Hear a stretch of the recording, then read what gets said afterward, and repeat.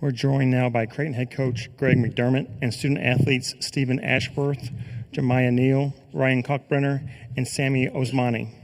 Coach, if we could please start us off with an opening comments, and then we'll take some questions for the student athletes. We lost to an outstanding team, and we recognized we were going to have to play a pretty perfect game if we expected to win. And while we weren't perfect, I certainly applaud our effort. And we came into the game, trying to make it tough for Broome, and I think we did that. We didn't want Kelly to get a lot of clean looks, and we were able to accomplish that. But, Baker Mazzara, Denver Jones, and Pettiford absolutely got us, got us in space. If you'd have told me before the game that Kelly was going to have 5 and Broome was going to have 8, and we were going to shoot almost 50% from the field and 45% from the three-point line, I would have probably told you we'd have won, especially the fact that we assisted on 17 out of 25 baskets and held them to only 11 assists on 30 baskets. But their ability to do things off the dribble was very, very effective. And, really proud of this group, proud of these 4 seniors. They've been selfless. They've done so much for this program in their own ways. And it's absolutely been a pleasure to coach this team. This has been a great ride that they've taken us on, and I couldn't be more proud of them. Questions for the student athletes here on the left? Gary Graves, Associated Press. Question is for Stephen. The defensive adjustments by Auburn in the second half, what kind of things, I guess between, kind of switching guys off of you, but how was it kind of affecting just the perimeter game? Was it appeared to be kind of pushing it out, or was it just kind of making sure you all just didn't get set? Yeah, I think a lot of it, especially in that second half, was more switching on their ball screens, keeping the bigs up high as opposed to maybe the bigs showing and then trying to get back to Kalk, as great of a rim threat as he is for us. And so in the first half, a few more open looks around the perimeter off of ball screens. And I think that then in that second half, definitely they were trying to meet those ball screens higher, and then any dribble handoff or other action, switching it. And if we tried to get it to Kalk up high and run some of our motion, also denying any of those cuts and forcing us to really back cut towards the basket and pushed our catches out for sure, which limited our three-point efficiency, I think, in that second half. On the right here in the fourth row.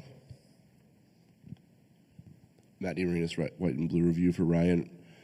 Are you in a different state of mind right now compared to the way some other seasons have ended, I guess? Are you just trying to appreciate, the last few moments of your Creighton career? I'd say definitely a little bit. This year in particular has been a really, really fun and rewarding year. This team has been such a joy to be around, and when I made the decision to come back all the way in the summer, you think you're making the right decision when you make it, but you don't know for sure. And then, sitting up here today, obviously, season ended a little bit sooner than we wanted it to, but it was definitely the right decision. And it was mainly for all the things that happened off the court with this team and how we bonded together and how, I have family for life and that with them. So definitely taking it all in and enjoying the last moments with each other like this. I mean, we're obviously still going to stay in contact with each other and still be friends for the rest of our lives, but, just trying to take these moments in. Any other questions? Here on the right, third row. John Walker, Omaha World Herald. Stephen, just kind of on that same note, what's going through your mind now that your Creighton career has come to a close? I think the first word would have to be gratitude for the experience and the opportunity to put on this uniform and represent a brand and a tradition like this and play for Coach Mack. And can't do any of this without my teammates and the incredible brothers that they've become, and the uncles that they've become to my son Tommy, and all the joy, like Kalk said, off the court. It's sad that it's over, but at the same time, we can be happy that it happened. Staying on the right, fourth row. Jemiah, yesterday, you told us that in some way it caught you kind of off guard, the bond that you ended up having with this team, that it wasn't something you necessarily expected to happen.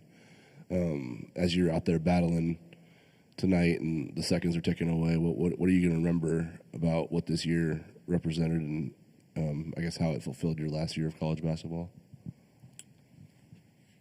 I definitely cherish the time I had at Creighton a lot, especially as I get older, just thinking about it. And obviously, with it only being 1 year, I feel like I just got here, and now it's already over. So that's kind of what I was thinking as the seconds were going down. Like, damn, my fault. Sorry, but I was like, dang, like I remember just coming in, just meeting Coach Mack, just thinking like, dang, I didn't know he was this tall. And now, like, I feel like he's been such like a father figure to me, somebody that I always call on, not even just on basketball, but just advice on being a man. And these guys, when I become a dad, I'll probably call Steven and ask him how he started, like just little things like that. And I feel like the bonds I've built here, they're going to last forever. So that's where I'm at with it. One last question for the student athletes. John Walker, Omaha World Herald. Sammy, what have your 5 years meant, and what is it meant to have this run with this team in your farewell tour? Man, 5 years have been extremely special. Being around these dudes, especially this year, I think this team's been the most special team I've been a part of. It's been a joy to be around these guys every single day and practicing.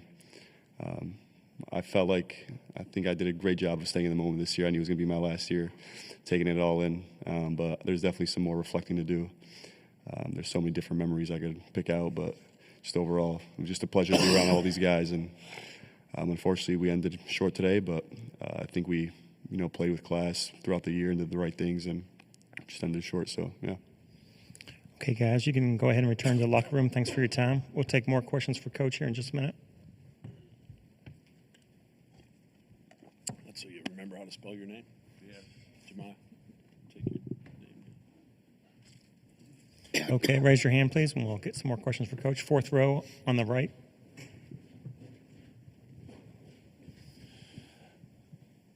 What's it mean to you hear those guys kind of just in each different ways, right? Ryan's been here forever, Sammy's been here forever, Jemiah just 1 year, Steven 2, but they all kind of have some common themes and what this place has meant to them. What's going through your mind when you hear it? A lot of pride. A lot of teams throw the word family around. Some of it's BS. It's not here. These guys have just been selfless.